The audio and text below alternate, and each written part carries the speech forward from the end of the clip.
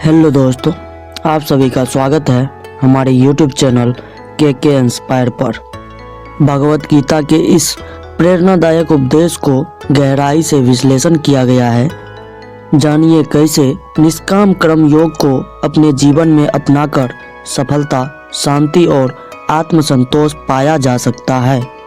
यह video Mahatma Gandhi, doctor APJ Abdul Kalam और स्वामी विवेकानंद जैसे प्रेरणादायक व्यक्तियों के जीवन से जुड़े उदाहरण के साथ इसे समझाने का प्रयास करता है।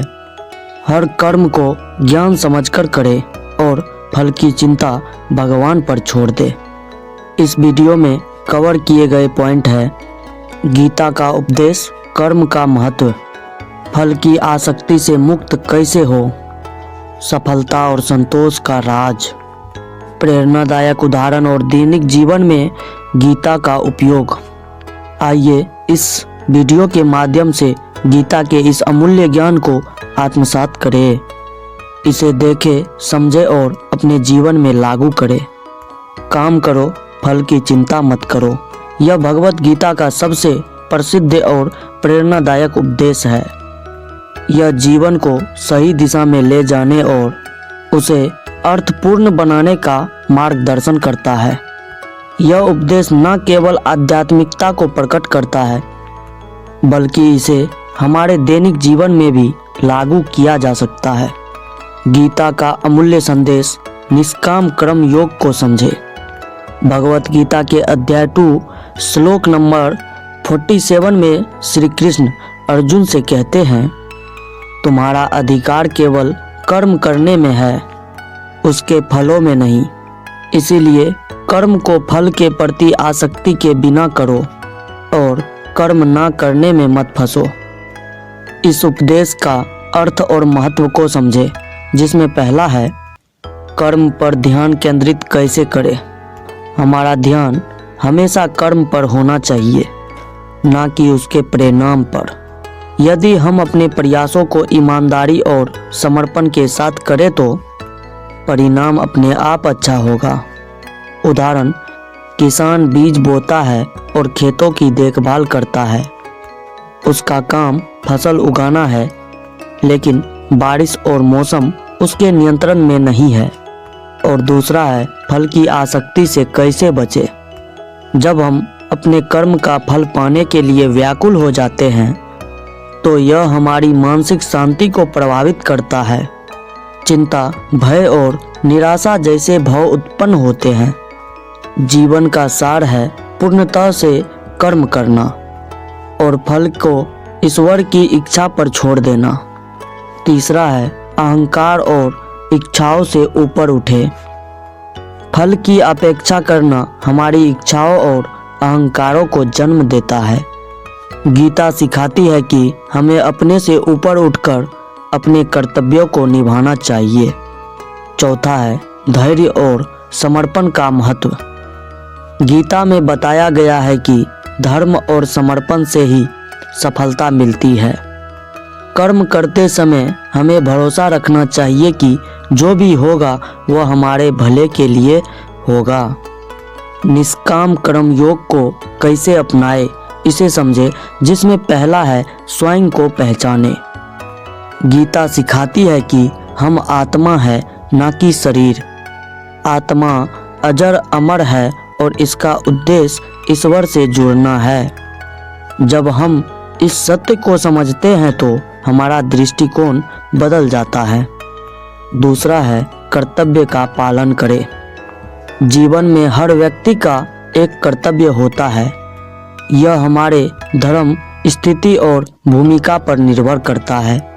भगवान श्री कृष्ण जी कहते हैं, अपने कर्तव्यों को पूरा करना ही जीवन का उद्देश्य है।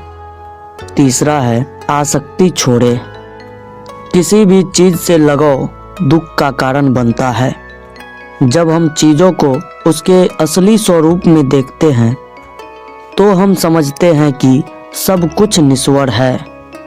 चौथा है ध्यान और योग का अभ्यास करें। मन को शांत रखने के लिए ध्यान और योग का अभ्यास करें। यह हमें आत्मनियंत्रण और एकाग्रता विकसित करने में मदद करता है। और पांचवा है सामान्यता का भाव रखे। गीता सिखाती है कि सफलता और असफलता, सुख और दुख, लाभ और हानि सभी को समान दृष्टि से देखे। आखिरकार गीता का यह संदेश क्यों है प्रेरणादायक? समस्याओं का समाधान। जब हम फल के बारे में चिंता करते हैं तो हम तनावग्रस्त हो जाते हैं। गीता हमें सिखाती है कि चिंता को छोड़कर कार्य में संलग्न रहना चाहिए। आत्मनिर्भरता। गीता का यह संदेश हमें आत्मनिर्भर बनने और अपनी जिम्मेदारियों को पूरी तरह निभाने का प्रेरणा देता है। सकारात्मकता और साहस।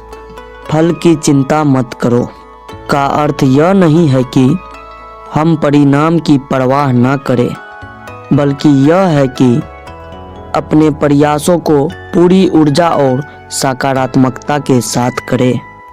गांधी जी ने गीता के इस उपदेश को अपने जीवन का मूल मंत्र बनाया। उन्होंने भारत की स्वतंत्रता के लिए अथक प्रयास किया और सफलता की चिंता किए बिना किया। डॉक्टर कलाम का जीवन इस उपदेश का उत्कृष्ट उदाहरण है।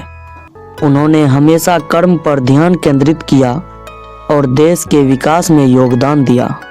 स्वामी विवेकानंद ने गीता के इस उपदेश का प्रचार करते हुए कहा, उठो, जागो और जब तक लक्ष्य प्राप्त ना हो जाए तब तक मत रुको। इस उपदेश को अपने जीवन में कैसे लागू करें, इसे समझें। दिन की शुरुआत प्रार्थना से करें। दिन की शुरुआत यह सोचकर करें कि आप आज अपना सर्वश्रेष्ठ देंगे। अपने कार्य को साधना माने। हर काम को एक ज्ञान या साधना की तरह देखें। नियंत्रण सीखते रहें। फल की चिंता किए बिना अपने कौशल और ज्ञान को बढ़ाने पर ध्यान दें। आत्मविश्लेषण करें। दिन के अंत में अपने कार्यों का मूल्यांकन करें। गीता का यह उपदेश, कर्म करो, फल की चिंता मत करो, एक साधारण लेकिन अंततः गहरा सत्य है। यह हमें सिखाता है कि जीवन का सार हमारे कर्मों में है, ना कि उनके परिणामों में। जब हम इस उपदेश को अपने जीवन में अपनाते हैं तो हम न केवल सफलता प्राप्त करते हैं, बल्कि शांति और संतोष भी पाते हैं। यह संदेश हर व्यक्ति के लिए है, चाहे वह विद्यार्थी हो, गृहस्थ हो, व्यवसायी हो या साधु। यह हमें एक बेहतर इंसान बनाने और अपने जीवन को सार्थक बनाने की प्रेरणा देता है। तो अगर आपको यह वीडियो पसंद आए तो वीडियो को लाइक करें, चैनल को सब्सक्राइब करना ना भूलें। धन्यवाद।